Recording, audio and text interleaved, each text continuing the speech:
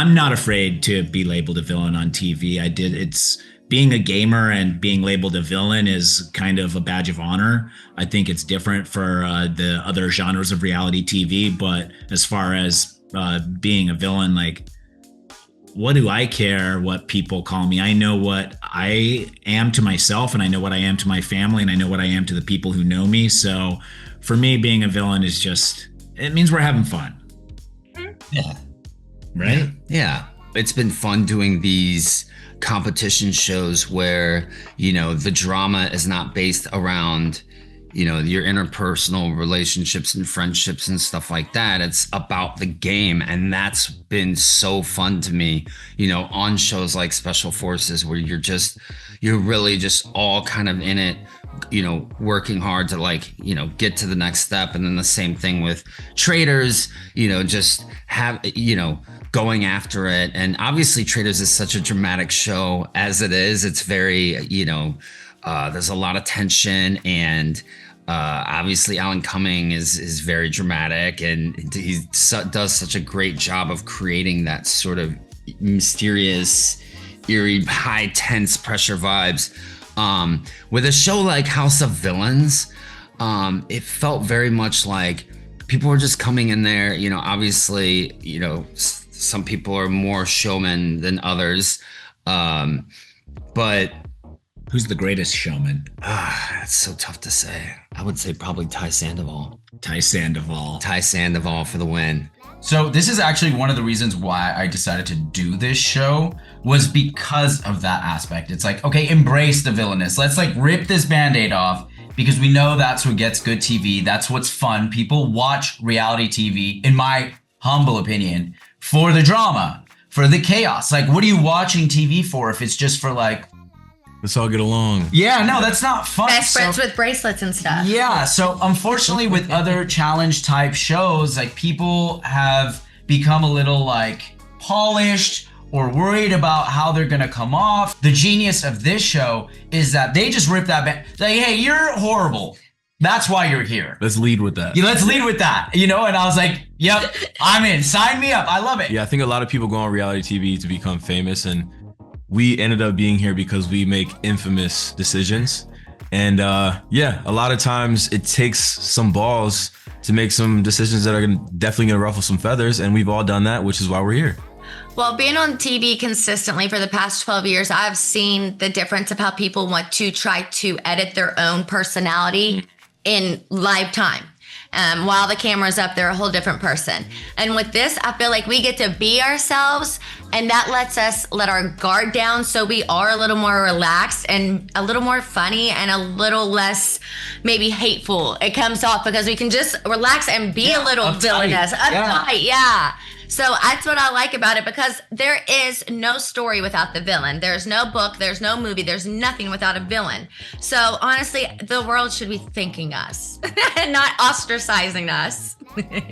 It's amazing. It is, because when you're labeled a villain on like a show like Basketball Wives, my show that I was on, then it's more in a derogatory way. Mm-hmm. But this is more in a loving way. You want to be a villain. Yeah. You want to, and you know what? You can actually win a huge prize at the end by being a villain. Yeah. So it is something to lean into, something to be amazed about.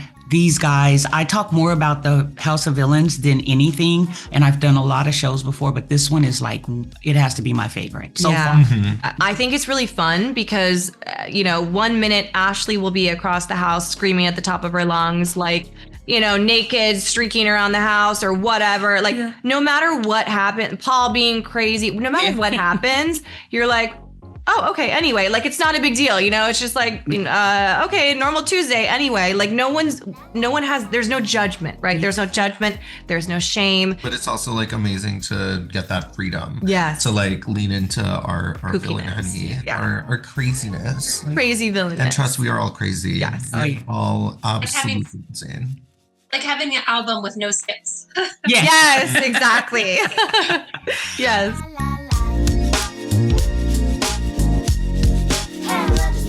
Well, I talk to them in advance, no joke.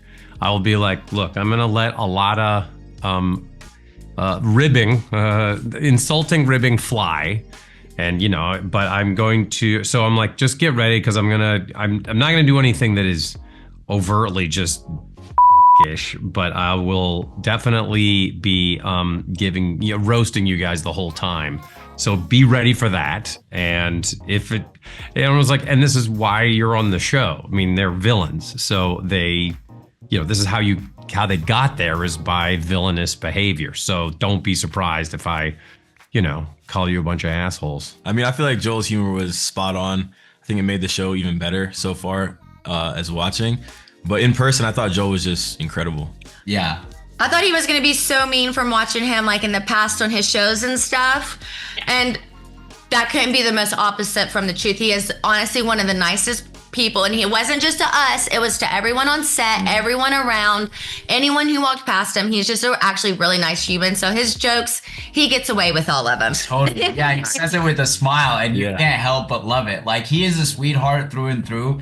And honestly, a comedic genius. Like, sometimes he'll throw some lines, even under his breath, like he's not even trying, and you'll catch it and you're like, oh my God, you're so funny, Joel. Like, he was when the cameras aren't up or nothing, he's still he's still yammering, and it's funny. Like, he's just got that dog in him. It's amazing. And his humor is E for everybody too. Yeah. So everyone gets to smoke, and it's like we all kind of just take it lighthearted. Some hosts, you kind of feel them having favoritism, and they'll be like kind of aiming their gun at typically people like us. You know what I'm saying? So it's nice that everyone's kind of getting some smoke. He's just funny all the time. He's funny, and he's so nice, and he's so hot in person. He's humble. Yeah, he's a good looking bastard. He's really, really sweet, but really humble. And he doesn't act like he just acts like you just met him. Like, he's a great guy. Yeah, like, he's so he lovely. really is. And he made it like, there was moments where we were sweating. Remember how hot it was or whatever? And we were miserable because it was so hot. But he's just standing there and he's hilarious and he makes you laugh. And he made it great. I think he's great. I think he goes about it in a way that New York goes about it, right? Like, New York is funny and her digs are never personal, right? They're just funny and quirky and silly. And the same with Joel. Like, nothing he could ever say would offend us because it's all in the delivery, right? And he's such a professional.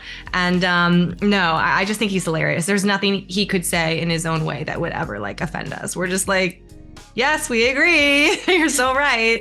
And after working with drag queens, honey, Joel's reads are light work. Mm-hmm. Yeah. Oh, yeah. Like, Joel's a breeze compared to that.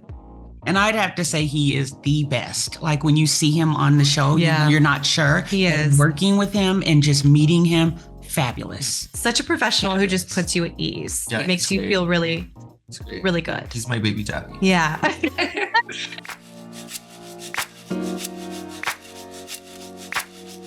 There was a reason why that she first got on Flavor of Love, that she got her own show after that. She was instantly watchable, and she is a gamer. When that camera turns on, she is ready to go. She wants to play, and she's game, and she's got such a unique personality that, I mean, I don't think there's anybody else like her on television. And she's gotten pretty far in the games every season. And I like how the other contestants aren't even questioning that she's been asked back. It was like, she's so good on TV. So thank you, Tiffany Pollard. She's really, she's the MVP.